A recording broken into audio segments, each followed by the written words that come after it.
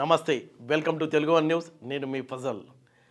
రేవంత్ ప్రభుత్వం బాగా టెన్షన్తో ఉన్నట్టే మనకు కనిపిస్తుంది. ఎందుకంటే హామీలు అయితే ఇచ్చేశారు, ఆ హామీల్లో రెండు స్టార్ట్ చేశారు. రైతు బంధు దగ్గరకు వచ్చేసరికి ఆగిపోయింది. అలాగే రేషన్ కార్డుల విషయంలో కూడా కొంచెం వెనక్కి తగ్గాల్సిన పరిస్థితి వచ్చింది. దేనికంటే ప్రభుత్వం ఖజానాలో రూపాయి చెల్లిగవ్వ లేదు, దానికోసం మళ్ళీ అప్పులు చేయాలి. దయనీయమైన పరిస్థితి. ఇంకొక వైపు ఏంటంటే ఎంఐఎం తనతో కలిసి వస్తుందని భావించారు, కానీ నిన్న శాసనసభలో కనుక మనం చూసినట్లయితే ఎంఐఎం నేత చాలా గట్టిగానే కాంగ్రెస్ పార్టీ ఎంఐఎం మధ్య చాలా డీప్గానే డిస్కస్ అయ్యింది. ఇద్దరు కూడా చాలా ఎక్కడ తగ్గకుండా చూస్తే ఆ సన్నివేశాలు చూస్తే ఎంఐఎం పార్టీ కాంగ్రెస్తో కలిసి నడవడానికి ఇష్టపడటం లేదనేది క్లియర్గా తెలిసిపోతుంది.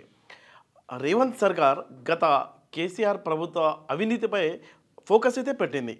కాళేశ్వరం మొదలుకొని విద్యుత్ శాఖలో అవినీతి, 85,000 కోట్ల అప్పులు, అలాగే యాదాద్రి పవర్ ప్రాజెక్టుతో సహా ఛత్తీస్గఢ్ ప్రభుత్వంతో చేసుకున్న విద్యుత్ ఒప్పందాలపై రేవంత్ సర్కార్ చాలా సీరియస్గానే దృష్టి పెట్టింది. అంటే ఈ అవినీతిలో కేసీఆర్ కుటుంబం సహా పలువురు మంత్రులు లక్షల కోట్ల రూపాయలు సంపాదించారని కాంగ్రెస్ నేతలు చాలా నేరుగానే విమర్శలు గుప్పిస్తున్నారు. అంతేకాదు బీఆర్ఎస్ 10 ఏళ్ల పాలనకు సంబంధించి శ్వేతపత్రం కూడా విడుదల చేసింది రేవంత్ సర్కార్.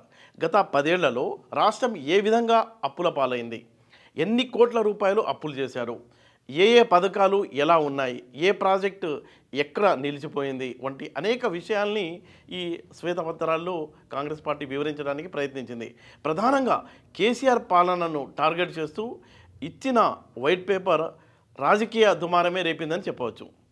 ప్రస్తుతం రోజువారీ ఖర్చులకు కూడా కేంద్రం ముందు నిలబడి దేహి అనే పరిస్థితి వచ్చిందని నిన్న అసెంబ్లీలో ముఖ్యమంత్రి రేవంత్ రెడ్డి చెప్పారు.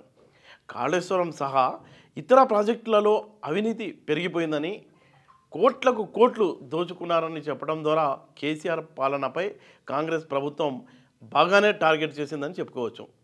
గత ప్రభుత్వంలో చూసినట్లయితే విద్యుత్ శాఖ మంత్రి జగదీష్ రెడ్డి 10,000 కోట్ల మేరకు అవినీతికి పాల్పడ్డారని మంత్రి కోమటిరెడ్డి నేరుగానే ఆరోపించారు. దీంతో ప్రస్తుత శాసనసభ పరిస్థితి చూస్తే కాంగ్రెస్, బీఆర్ఎస్ ఇద్దరు కూడా ఆధిపత్య పోరు చూపించడానికి ప్రయత్నించారనిపించింది. ప్రస్తుతం రాష్ట్రంలో అప్పులు పెరిగిపోయాయని, జీతాలు కూడా ఇవ్వలేని పరిస్థితి నెలకొందని శ్వేతపత్రంలో ప్రభుత్వం అయితే స్పష్టం చేసింది. దీంతో కాంగ్రెస్ పార్టీ ఇచ్చిన ఎన్నికల హామీలైన 6 గ్యారంటీలపై ప్రభావం పడే అవకాశం ఉందని ప్రచారం అయితే జరుగుతుంది. అయితే ఈ శ్వేతపత్రంపై సీఎం రేవంత్ రెడ్డి తన అభిప్రాయాన్ని చాలా సూటిగా చెప్పారు. శ్వేతపత్రం అనేది ఎవరినో కించపరచడానికో లేదా అవమానించడానికో కాదని, ప్రజలకు మంచి చేయాలనే ఉద్దేశంతోనే విడుదల చేశామని సీఎం చెప్పారు. గత ప్రభుత్వం తన 10 ఏళ్ల పాలనలో తీసుకున్న నిర్ణయాలను ప్రజల ముందు పెట్టామన్నారు సీఎం రేవంత్ రెడ్డి.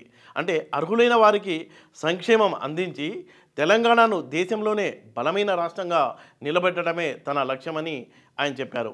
అంటే ఈ శ్వేతపత్రం తాము ప్రకటించిన గ్యారంటీలను ఎగగొట్టడానికి కాదని, వాస్తవ పరిస్థితిని ప్రజలకు వివరించేందుకే అని సీఎం సూటిగానే అసెంబ్లీలో సమాధానం చెప్పారు. అంటే ఈ శ్వేతపత్రాలు విడుదల చేయడం వెనుక 6 హామీలని లింక్ పెట్టాల్సిన అవసరం లేదని, తాము హామీలు అమలు చేయడంలో ఎక్కడా వెనకడుగు వేయమని సీఎం సూటిగానే చెప్తున్నారు.